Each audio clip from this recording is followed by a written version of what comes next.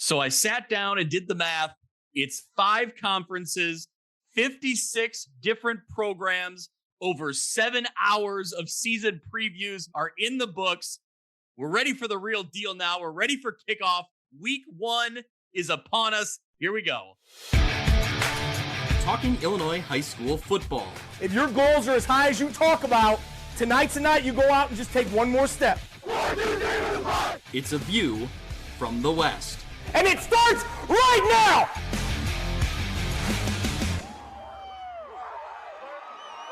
Welcome, everyone, to a very exciting episode of View from the West podcast. I'm your host, Greg Armstrong, joined once again, as always, by Mitch Stormer. Mitch, it's exciting because week 1 is here, the 2024 football season. Yeah, it's wild to think about that. We just kind of went through a quasi week 0 with some scrimmage games with teams across the area that we cover. But boy, we're just a couple days away from the real deal week 1 kickoff here in just, like I said, a couple days. So a lot of preseason work that went into this, but now it's time to clinch up because it's go time. That's right. Strap on the helmets nice and tight. Here we go. Kickoff is here. Mitch, the podcast is powered by Breedlove's. Today's episode is brought to you by our friends at Breedlove Sporting Goods, Western Illinois' premier sporting goods store for uniforms, apparel, equipment, awards, and online team stores. They provide all the same sporting goods services as the big nationwide companies, but with faster turnaround, and their uniform pricing is a fraction of the cost you're probably used to. They offer name brands such as Adidas, Under Armour, and Nike, and are extremely responsive with any inquiries. With a primary focus on the western side of the state of Illinois, Breedlove Sporting Goods is the fastest way to outfit your team. You can check them out on Facebook or at breedlovesports.com, or shoot Cal Breedlove an email at calbreedlove@gmail.com for more information. And of course, Breedlove's helping us out this year. View from the West merch is available. T-shirts and hoodies are on sale now, but if you're listening to this on Tuesday morning, the store closes tomorrow, August 28th. So get your orders in. Don't wait. Now's the time. Place your orders. Mitch, did I hear that your mom placed an order? She's got her own View from the West merch on the way. Yeah, week 9, Morrison Fulton, she'll have her wooden shoe apparel on. Sounds like. So yeah. Hopefully it sounds like response has been good. We'd love to hear that. So yeah, our thank you to Breedloves for kind of brainstorming this idea with us and making it happen. Should be a lot of fun. Yeah, very excited. We have a great selection of t-shirts to fit your style. The Support Local Football shirt. I love that one. We have, Mitch, did you see we have Football is Hard? A little nod to the Tom Brady Hall of Fame speech. Yeah. Football is hard, Greg. That's right. Should put it on a shirt. There you go. We have, of course, the run, touchdown, repeat, Mitch's guide to offense. For the, the pass happy offenses, the up-tempo style, or we have the pass, play action, touchdown, repeat. We have shirts for Antoine Weathersfield. We have shirts for the Kewanee Boilermakers. Friday nights are for the Boilers, Mitch. That t-shirt, I love it. Yeah, absolutely. Of course, the Boilermakers are in the Three Rivers. So we have some Friday night traction, or we have the old school, I still call it the Olympic t-shirt. I know that's been a popular one with people I've shown it to. So those are some of the gear we have. We also have rivalry merch, shirts and hoodies available for the county line clash between Mercer County and Rock Ridge. We got merch for Kewanee and Princeton, of course, the trophy game, one of the oldest rivalries in the state of Illinois. Speaking of oldest rivalries, we also have Rock Island and Moline gear. And as you referenced, the battle for the wooden shoe between Morrison and Fulton. So find your favorite shirt or your hoodie, buy it now. You can find the link on X or in this episode description. Like I said, you're running out of time. The store closes on August 28th, so don't miss out once those orders are placed and the store's closed. Breedloves will process those orders and they'll get them to you right near the beginning of the season. Obviously, we're right into week 1 right now, so maybe looking into week 2 and week 3, we'll get those orders shipped out. So I'm really excited. It's gonna be. I can't wait. It almost seems surreal. I can't wait to see one of our t-shirts in the crowd somewhere some Friday night. That's gonna be awesome. Yeah, I can already see the cutaways for your coverage on the score are all just going to be whoever's wearing a shirt. I can already see it. Absolutely. I love it. All right. Well, it's time to talk week 1. Before we do, I want to take a quick moment. Mitch, we've referenced it on the podcast earlier this season. Can you believe this is the 5th season of View from the West podcast? I remember starting it, it hunkered in my basement during, COVID. So yeah, where we've come in the last couple of years, it's pretty crazy. It's been quite a ride. And you've had a family move since then, right? You've switched houses since we started this. Still in a basement, but yeah. So a lot of things. Yeah. So thank you. I just want to take a quick moment to say thank you to all of our listeners, to the fans, to the parents, coaches, athletic directors, and players that listen every week. Thank you for your support. I've referenced it over the years, but when I left the local TV business and I was covering sports every day, every week, I just really wanted to stay connected to high school football. View from the West was an idea that I had as a way of doing that. I used to listen to coverage from around the state, and I thought, man, I want to spotlight our area, the western side of the state of Illinois. I want to talk about, our teams, highlight our players and the stories from this area. So it's been a ton of fun. I hope that, people seem to really appreciate and enjoy what we're doing. And that makes me feel great.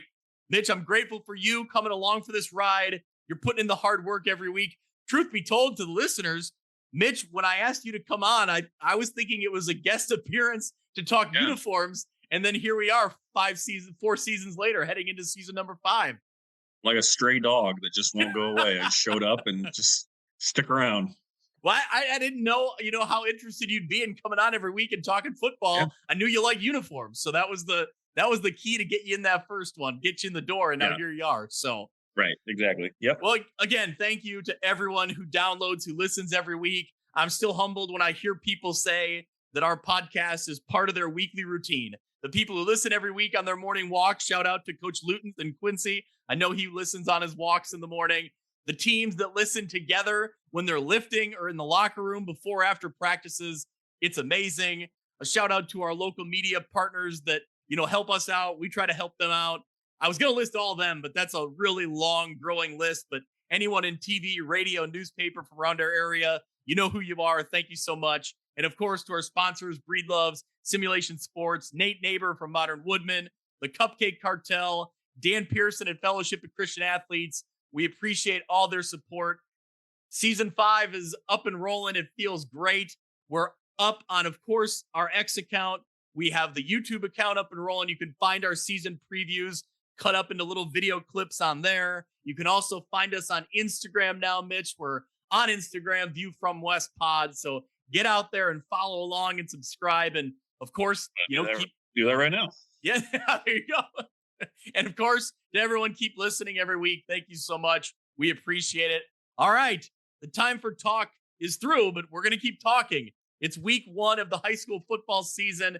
We're going to start in the Western Big Six. Of course, Mitch, we got to give a shout out. Speaking of media partners, we got to give a shout out to QC Sportsnet. When we're talking Western Big Six, they're covering every game, home and away, for Moline, Rock Island, and United Township. So amazing coverage in the local area for the Western Big Six. Thank you to QC Sportsnet. Yeah, it's been fun to watch them grow kind of, linearly like we have, and them being support of us, and we trying to return that in favor. So yeah, great coverage there. So if you don't have NFHS, or sometimes those broadcasts, have no audio, get with QC Sportsnet. Great presentation of the games, great calls of these games. And as you mentioned, they'll be all over the Western Big Six this year. Yep. Ken Jacoby covering for Rock Island. You have Joe Winkle covering for United Township, and Grant Dahlstrom covering for Moline. So great coverage there all the way around. Well, let's talk some of those matchups in the Western Big Six. Rockwood Summit from Fenton, Missouri, coming here to Moline on Friday night. Rockwood Summit's going to be a pretty formidable opponent for week 1. Yeah. We don't always know a ton about out-of-state opponents, certainly in St. Louis area. The Rockwood Summit comes from Fenton. But their numbers are there, right? 43-9 since 2019. They were 10-1 last year before falling in the second round. I think I saw a stat somewhere that they've put up quite a bit of offense the last 2 years. But again, take it with a grain of salt because we don't really know much about Missouri football.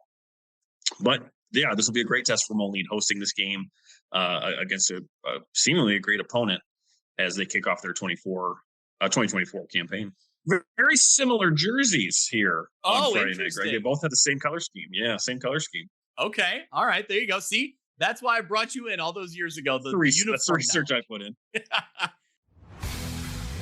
This episode of View from the West podcast is brought to you by Simulation Sports. In addition to golf simulators and batting cages, Simulation Sports provides golf club repair, custom fittings for driver shafts, and even private lessons for golf, baseball, and softball. Whether you're looking for a fun group activity or want to fine-tune your skills and equipment, Simulation Sports has something for everyone. Visit their facility at 400 South Main Street in Monmouth, Illinois, or go to thesimulationsports.com to start playing today. Shouldn't financial advice focus on you? I can help you plan for your financial future, from protection to saving to retirement. I'm Nate Neighbor, your Modern Woodman representative. Call me at 309-233-2656 or find me on the Modern Woodman website. Get to know your local Modern Woodman representative to plan for your financial future and learn about valuable member benefits. Modern Woodman of America. Touching lives, securing futures. Securities offered through MWA Financial Services, Inc., a wholly owned subsidiary of Modern Woodman of America. View from the West podcast is also sponsored by the Cupcake Cartel. Gourmet cupcakes that are made to order. Over 40 flavors, including wedding cake, lemon blueberry, strawberry milkshake, snickerdoodle, and Oreo. Perfect for weddings, birthdays, showers, fundraisers, or any event. You can find the Cupcake Cartel on Facebook. We thank them for their support. Welcome back to View from the West podcast. Let's talk Three Rivers Athletic Conference Week 1 matchups. Mitch, we got Erie Prophetstown at Kewanee, Riverdale at Mendota, Mercer County at Monmouth Roseville, Newman at Princeton, Rock Ridge at Sherrard, and Orion at Hall. So going through that list, what's the games that stand out to you? Ooh, a lot of good games from last year. We had an exciting week 1 in the track last year. You know, I think Newman and Princeton probably catches my eye the most. Obviously, we know what Princeton's going to look like. We've talked about how good Newman's defense has been, at least how they were last year, creating something like 27 turnovers or something like that. Yep. If they can find that consistent offense, Newman's going to be a really, really, really strong team. So looking to see how they stack up against Princeton there on the road in week 1. Obviously, we talked a lot about Rock Ridge, lost some pieces, but still have Colin Schweigen at quarterback. So when you got a guy like him, you know, you're going to do some great things on the field. So going on the road in week 1, only won by 3 last year in this game. Sherrard put up a really, really tough fight in that one. That was a barn burner. That game was, back and forth right down to the end. Yep. Yeah. Hall and Orion was great last year. I remember watching that one as well. You know what? I'm gonna take back what I said, because I think I'm more excited to see Murco at Monmouth Roseville. Very high in Monmouth Roseville this year, and interested to see how Murco kicks off their track campaign. So if I had to pick one, I'll go to that game that the Titans are going to host. Okay, well, it's funny you mentioned that because, Mitch, in this podcast, we usually have to decide where I'm going, what game I should go to, or what multiple games I should go to. This was one that stood out to me because I, like you said, I'm intrigued by the matchup. And also it helps when United's at home and Monmouth Roseville's at home. That's a really good Friday night. So yeah, you could get both Kewanee schools too. They're both at home in week 1. Oh, that's always good. Yeah, that's always a good one to get to. Okay. So you just go from Kewanee to Wethersfield real easy. Oh, I know that one really easy. There's a back road that takes you right there. It's perfect. There you go. Is there a big gulp on the way? They do right down the street from Wethersfield. There is a trick question. That was a trick question. You were ready for it. Yeah. There is. There always is somewhere. It's not. It's not a Circle K. It's not like a Polar Pop per se, but it's still it's a good. Is that okay? Is that we're going to sidetrack? Is that your go-to? If they're not around, they're not a lot of them close to me. But yeah, if you can get a Circle K Polar Pop, that's darn good. Yeah, that's the one. Okay. Yep. That goes back to the Channel 8 days. Shout out to Scott Weiss. He introduced me to the Perfect. glorious nature of a Polar Pop. Now I take What's a Casey's. what's the growing one out there? Quick Trip? Is that the big one? Yeah, that one's growing pretty quick. We had a Big Ten Mart. It's pretty good fountain soda. I do Okay. that one too. Yeah. All Yeah. right. None of these are sponsors, but they always could be. They always could be. Got Exactly. some fun. I got some fun ideas in that app that we could do, but not there yet. But okay, Circle K is your Polar Pop go-to. All right. Yep. Absolutely. Yeah. Back to the games, Greg. Back to the Yep. games. So looking at Riverdale at Mendota, Mendota's only win of the year coming last year, 35-14 over Riverdale. So clearly both teams, very hungry for a win in week one. It's an obvious momentum builder if you can grab this week one victory. So I love the Newman Princeton game. Man, I'd love to get out to that one. I don't know that I can make it all the way out to Princeton on Friday night, but that's one that would stand out to me as well. And I'm curious to see what Hall looks like under Coach Larson, his first season there. He came from Athens, obviously a very good program down in the southern half of the state of Illinois. But looking at Orion, obviously we've talked about the numbers, and they don't have a lot of numbers, but man, the kids they do have, they got some talent there. And I saw they had a pretty good scrimmage the other night against Rock Falls. We know what Cale Filler can do. He's got some wide receivers, I believe Bainbridge and Voorhees. Yep. And is it Aiden Fisher at running back?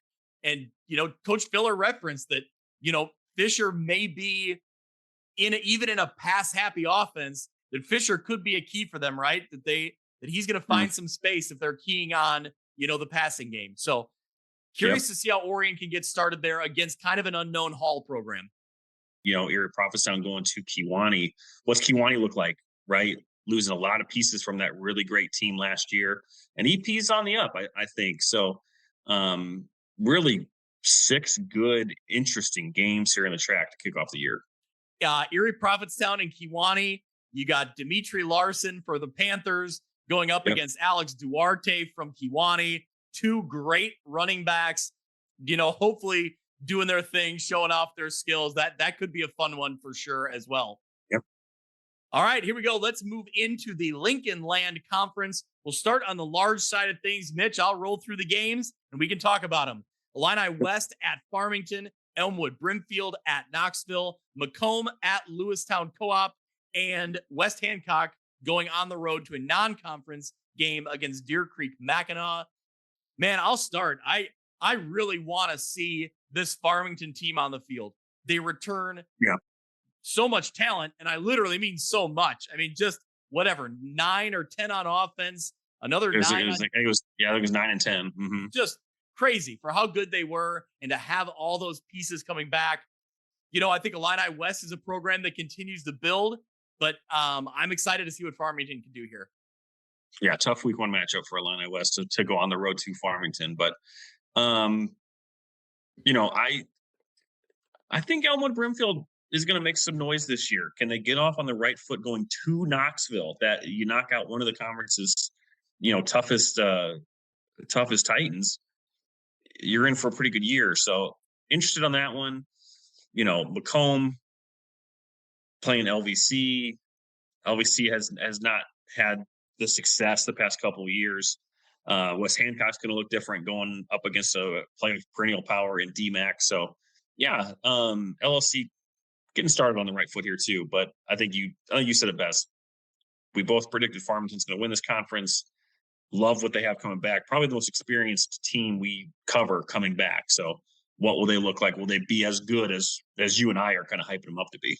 Yeah, you referenced that Elmwood Brimfield and Knoxville game, and you nailed it. Coach Hollis said the same thing from Elmwood Brimfield, going on the road to a tough Knoxville. That game, he says, will be very telling for them. It'll be important to see how they get started there. So yeah, I'm curious to see kind of how they come away from that one, how good Knoxville can look, or will we be talking about how good Elmwood Brimfield looked? Maybe some combination of both in there. But I do think it's a very important game for both those schools. Because again, you want to ride that wave of momentum, right? You grab something in week 1. Somebody's coming away with a good quality win there in week 1 between Knoxville and Elmwood Brimfield. So, all right. The LLC small school division, South Fulton at Anawan Weathersfield, Havana at Roval Williamsfield, Princeville at Abingdon Avon, Stark County at Rushville Industry, and Bureau Valley, the new team in the conference, going on the road, like we referenced, to Monmouth United. So, Mitch, what stands out to you here on the small school division? I'm going to keep the same sentiment that I had with the track, with a new school in a new conference. So I'm really looking at Bureau Valley. Okay. Yep. A lot coming back. A lot of third-year starters on that squad. It's exactly what you need to go up against some of these teams that are going to be playing in the Lincoln Land. So United won't be the biggest team that they play, but still a quality program. And can Bureau Valley get off on the right foot, having similar success to what they had last year, or at least building upon that with the players that they got coming back?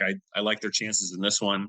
And again, teams like Anawan Weathersfield and Roval Williamsfield, high on them this year to contend for that, and Stark County, I should say, all contending and have been the 3 top teams the past couple of years. Rushville Industry is going to put up a tough fight at home against Stark County. So maybe that'd be my second game that I'm looking forward to the most. Yeah, the games I'm looking at here are kind of what we always refer to those kind of X factor games, right? Games that could really go a long way in determining if you get to 5 wins, 6 wins. Princeville and Abingdon Avon, I think if one of those teams wants to make it to 5 wins, I think that's a game they got to get. And you also look at Stark County and Rushville Industry. It's momentum, like we talk about, especially even in week 1, is huge. And for both these programs, Stark County and Rushville Industry, who gets off on the right foot? Same thing we referenced with Elmwood, Brimfield, and Knoxville. One of these teams is going to come away with a really good quality win in week 1. I'm interested to see if Stark County can go on the road and get it. Or we've heard a lot of hype and a lot of excitement about this Rushville Industry team and maybe some of the talent they have coming up that we're just, learning about. So that will be an interesting game for sure. Mitch, you referenced Roval Williamsfield. So they are hosting Havana. If you look at their schedule, they have an opportunity here to really start off this season fast, to really have a good start to their season. They got Havana in week 1. They got Lewistown Co-op in week 2, followed by United, Princeville, and South Fulton. So a couple quality opponents in there, but right off the start, Havana and Lewistown have struggled over the last few years. So for a team that has some, players to replace, I think that Roval Williamsfield really has an opportunity to find their footing, really get off to a good start this season if they come out and play focused and hard, good football.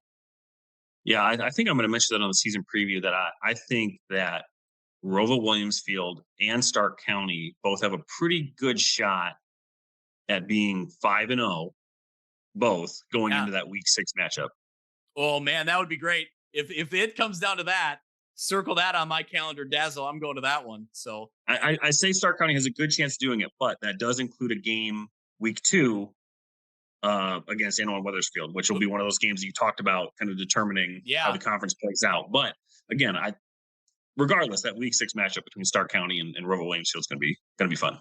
We'll learn a lot about, through Stark County, we'll learn a lot about this division in those first 2 weeks, right? When they play Rushville Industry and they play Anawan Weathersfield. I think we'll see early on, and now obviously a lot will be left to be determined, but things will shake out pretty quick there with those schools. And again, you referenced Bureau Valley is exciting to see. I'm hopefully if I do end up out there, I'd be seeing Bureau Valley and United probably first, and then end up in Monmouth, Roseville, Mercer County for my second game. But I'm excited for that one as well. You got options. The View from the West Player of the Week is brought to you by Breedlove Sporting Goods, Western Illinois' premier sporting goods store for uniforms, apparel, equipment, awards, and online team stores. They offer name brands such as Adidas, Under Armour, and Nike, and are extremely responsive with any inquiries. With a primary focus on the western side of the state of Illinois, Breedlove Sporting Goods is the fastest way to outfit your team. You can check them out on Facebook or at breedlovesports.com, or shoot Cal Breedlove an email at calbreedlove@gmail.com.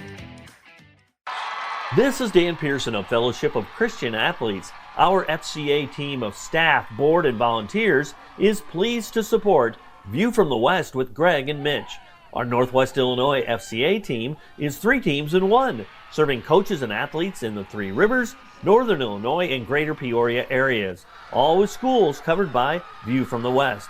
For more information, email me at danpearson@fca.org. FCA, the heart and soul in sports. The Quad City's first and only fantasy football show, For Fantasy's Sake, has you all covered when it comes to all of your fantasy football needs. The guys come to you live every Sunday morning during the football season from 10 to 11:30. They've got the best analysis, rankings, DFS, and gambling advice between the Rock and Mississippi Rivers. So tune into For Fantasy's Sake every Sunday during the football season from 10 to 11:30 a.m. on Facebook and YouTube. Hey, this is Brett Bielma, the head coach of the Fighting Illini from Prophetstown, Illinois. You're listening to the View from the West podcast.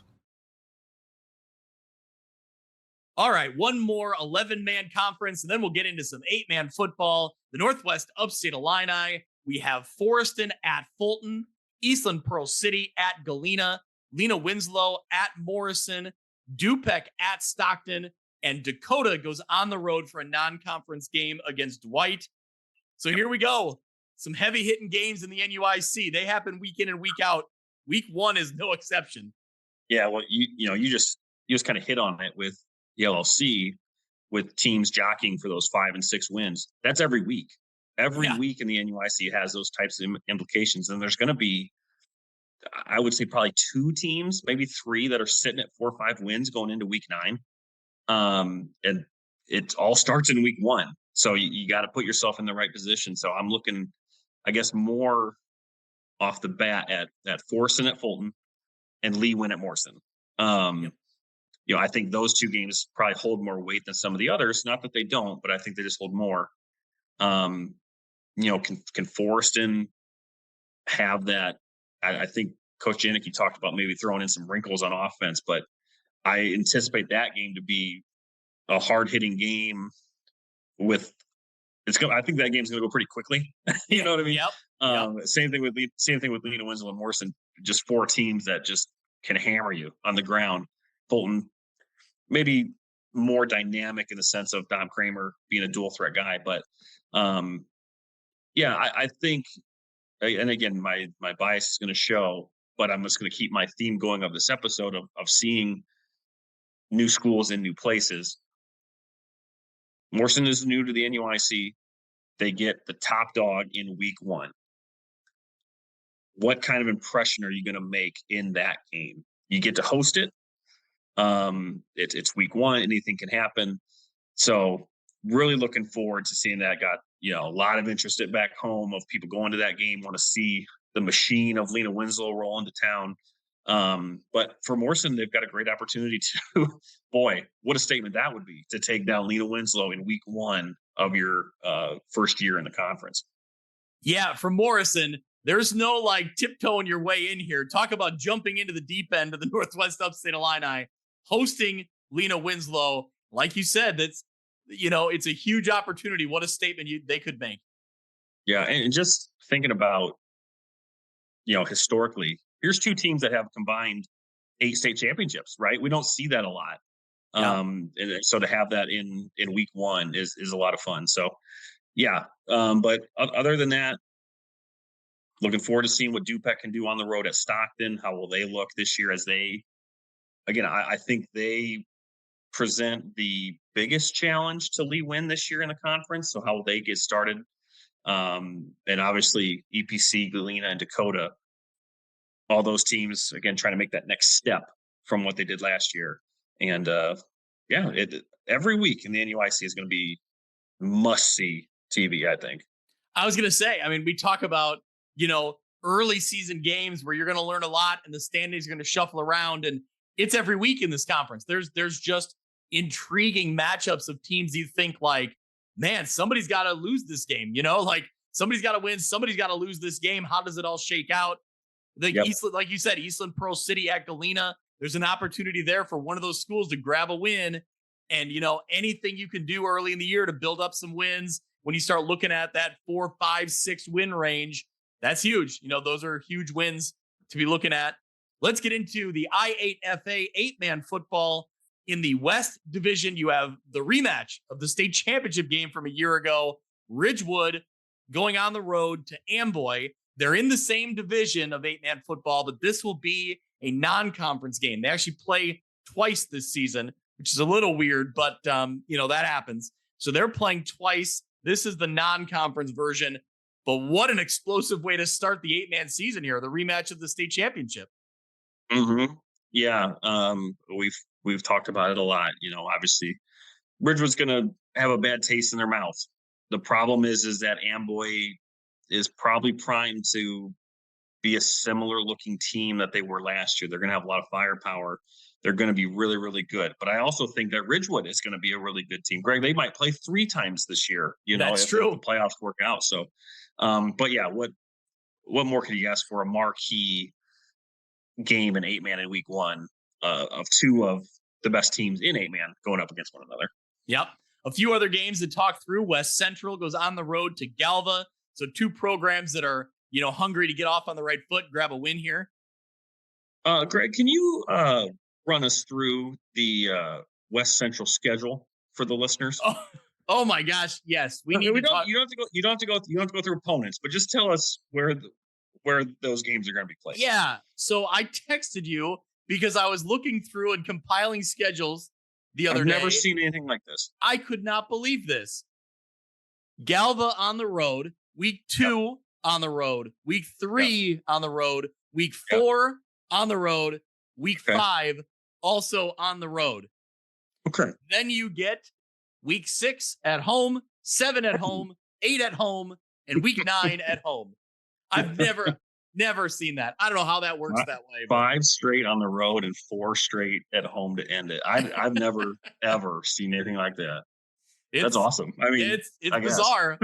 Yeah, man. By the end, you'll feel really comfortable being at home once you've gotten off the road there. You'll really get settled in at the end of the year. It's a bold strategy, but hey, I don't know. I don't know if they had anything to do with it, but yeah. So anyway, West Central will be on the road at Galva. There's got to be something though, because then the next year would be the opposite. Something had to. I don't know. That's crazy. I guess we could look. Well, they did shuffle around the I8FA this year, so maybe it's not exactly the same. But if they don't shuffle it again, then they'll have 5 at home and then 4 on the road next year. Yeah. Now the first 2 weeks are their non-conference games. Well, okay. Yeah, but they play Galva twice and they play Bushnell Prairie City twice. So that may be a little part of the the way their schedule worked out the way it did. I don't know. Yeah. Wild. It's strange. All right. In the North Division of 8-man football, Ashton Franklin Center at Milledgeville, River Ridge at West Carroll, Alden Hebron at Orangeville, South Beloit at Polo. The game that really stands out to me, obviously Milledgeville, I want to see them. Yep. But the game that stands out to me, River Ridge at West Carroll. West Carroll coming from 11-man football. They struggled there, but you're looking at River Ridge, who was right around 500 a year ago. So how did they match up with this West Carroll team coming down from 11-man? I think there's just a lot of question marks. We're going to learn a lot in week 1.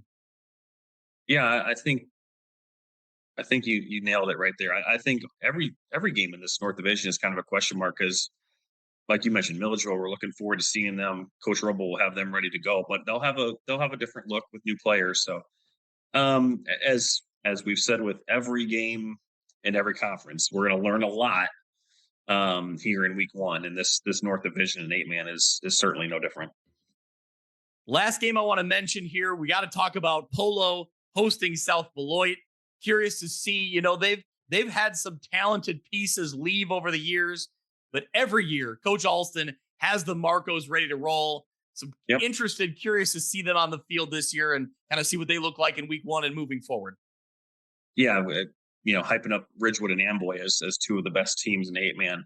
Certainly Polo, no slouch there. Obviously, the U.S. State Championship on their belt, always a perennial playoff team. So, another great outlook, I should say, for Polo here this year. Yep. All right. Well, Mitch, you were nice enough to compile some of the matchups, some of the teams to watch from around the state. Before we get into that, I did want to go through real quick. You and I contribute to Kyle Kampmeyer, and from NUICfootball.com puts together some state rankings. So like I said, we join in on it and he has a panel of, media members and people who are really knowledgeable about high school football from not just our area, but from around the state. So I really do think he does a great job of compiling a true top 10. I'll be honest. Sometimes you see the AP and there's some things that don't always add up to me, but I really feel like Kyle gets some truly knowledgeable people to submit. I mean, even ourselves, I'd like to pat us on the back too, right? As truly knowledgeable. But let's go through real quick the state rankings from NUICfootball.com. Some names you see here that we're going to talk about here in a minute for some games to watch. In Class 3A, you have Byron at number 1, Montini Catholic at number 2, Princeton at 3, Wilmington at 4, Roxana at 5, Tolono Unity at 6, Seneca at 7, Williamsville at 8, Dupec at 9, and 10 is Mount Carmel, the Aces, who were in the state title game last year against Byron. Receiving votes from our area, you had Monmouth Roseville. Interested to see if they get a few wins under their belt, if they could crack this top 10. Let's keep moving to Class 2A. Leading the way, Maroa Forsyth. Number 2, Bloomington Central Catholic. Number 3, Athens. 4, Rock Ridge. 5, Tri-Valley. 6, Shelbyville. 7, Mater Dei. 8, Quincy Notre Dame, who we talked about earlier. 9, Farmington. 10, Johnston City. I think Farmington's a little low on that list, if I'm being honest. Yeah. No, I didn't put them there. Yeah, I did not either. You got Rock Ridge at 4. I think that's good. That's a good starting place for them. Man, up top, Maroa Forsyth, they're always a juggernaut. And Bloomington Central Catholic, we know how good they can be. Class 1A, Camp Point Central is your number 1 team. Number 2, Althoff Catholic. Number 3, Lena Winslow. Number 4, Hope Academy. Number 5, Anawan Weathersfield. Number 6, Morrison. 7, Aurora Christian. 8, Greenfield Northwestern. 9, Leroy. 10, Forreston. You also have Fulton in the mix there. Newman Central Catholic receiving votes, and Rova Williamsfield. So well represented there in Class 1A when you talk about Anawan Weathersfield, Morrison, obviously Lena Winslow at number 3, and Forreston at 10. Our 8-man who we just talked about, Amboy at 1, Polo up there at number 2, Milledgeville 3, Ridgewood 4, Martinsville 5, number 6, St. Thomas More, number 7, Flanagan Cornell Woodland, 8, South Fork, 9, Milford Cisna Park, 10, Pawnee, Orangeville receiving votes, West Central also receiving votes. So thank you to Kyle Kampmeyer, NUICfootball.com, for compiling those lists. Like I said, I think they're well done. So Mitch, let's get into it. Some of the names we just referenced, some games to watch from around the state. Tell us about them. Yeah, so starting a little bit more locally, the defending 3A state champions, the Byron Tigers, expecting them to be as dominant as ever. Be pretty hard to match the numbers offensively that they put up last year. But starting on the road at Rock Falls, you've got your Mitch, old neck real of the woods. Real quick. Yeah. I was thinking about it earlier. Somebody could go from Byron at Rock Falls and then drive up to Morrison and catch the second half of Lena Winslow and Morrison. Talk about seeing some firepower in one night. You could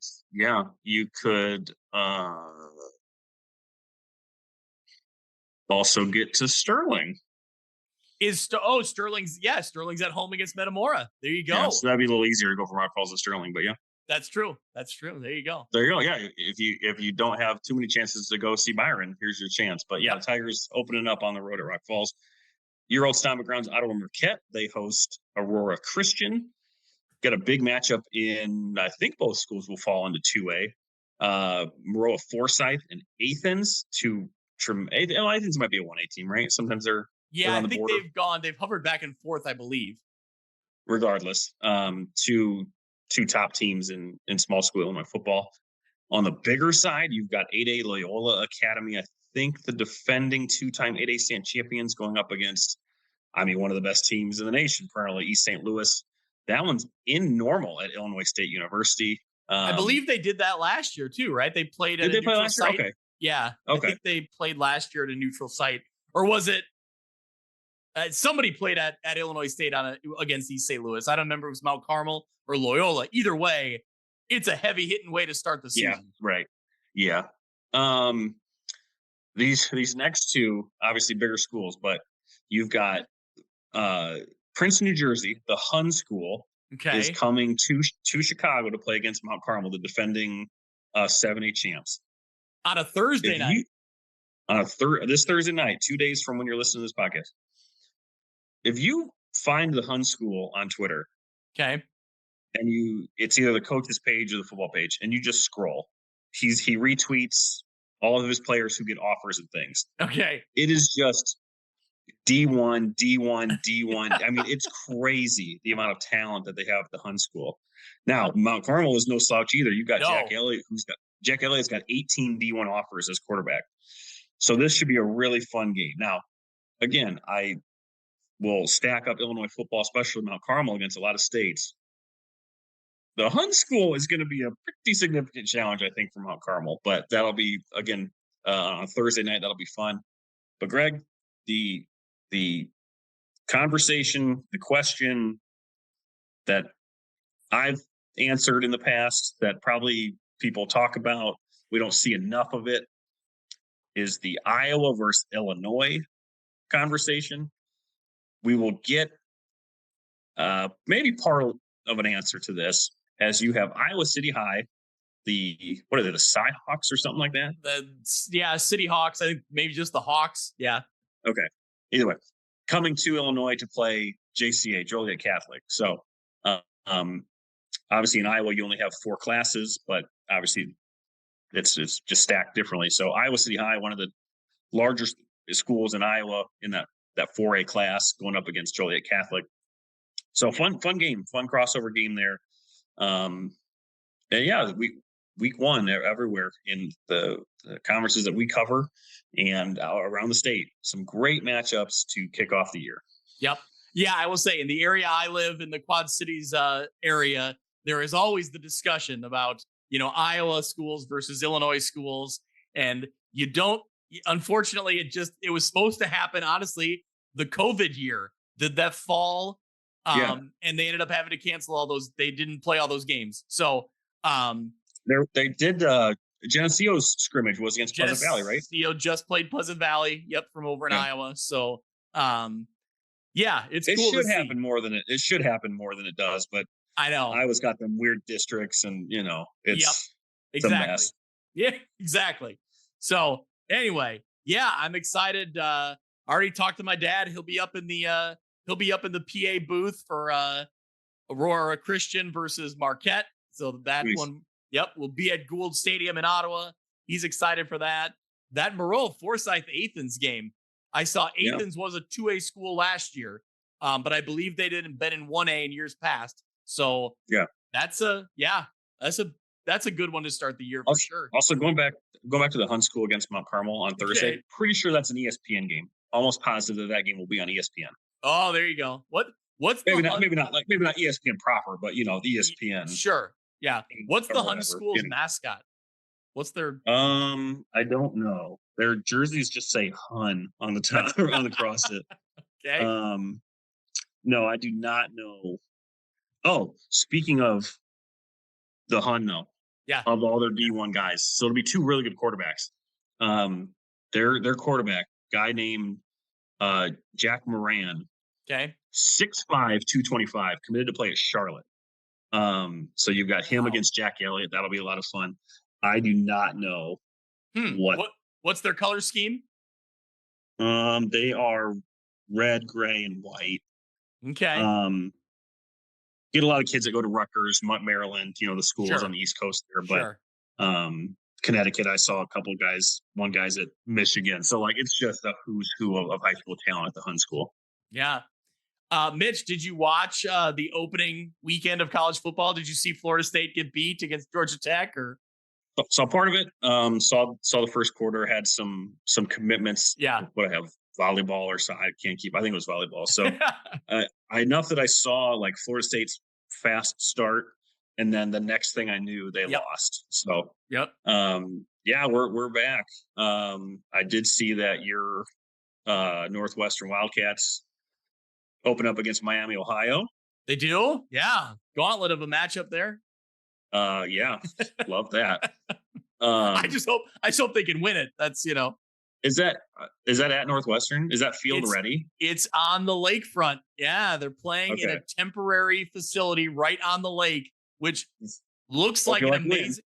Yeah, well, it looks like an amazing setup though. It does. So their training facility is built right there on the lake, and this is normally where they play soccer and lacrosse, and they just were able to squeeze in enough bleachers to make it a small venue.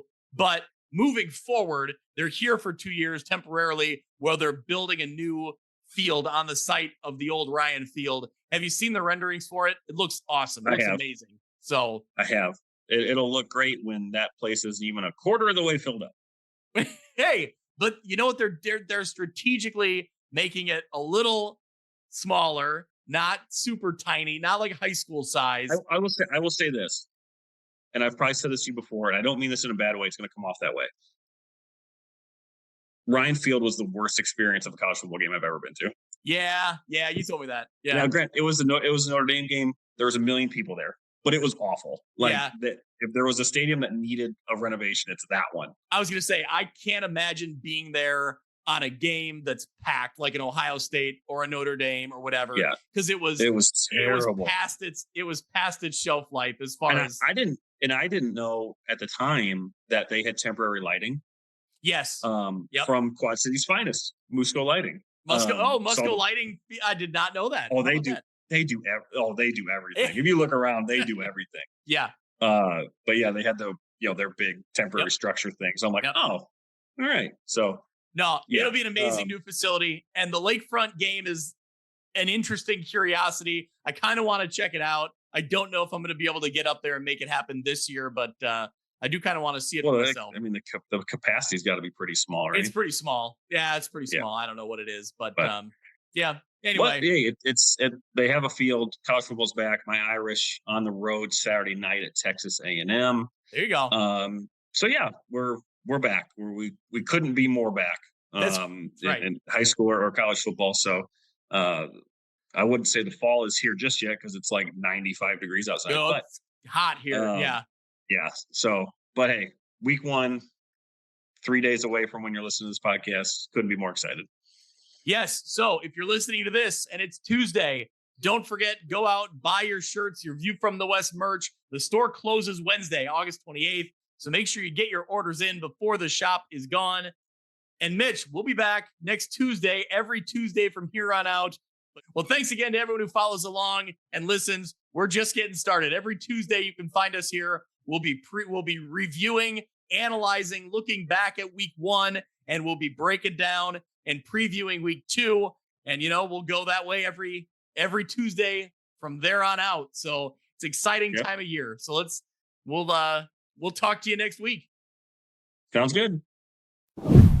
That'll do it for this week's episode of View from the West. Thank you so much for listening. I encourage you to go out to Apple Podcasts or Podbean and subscribe so you can follow along, and downloads will come automatically every week.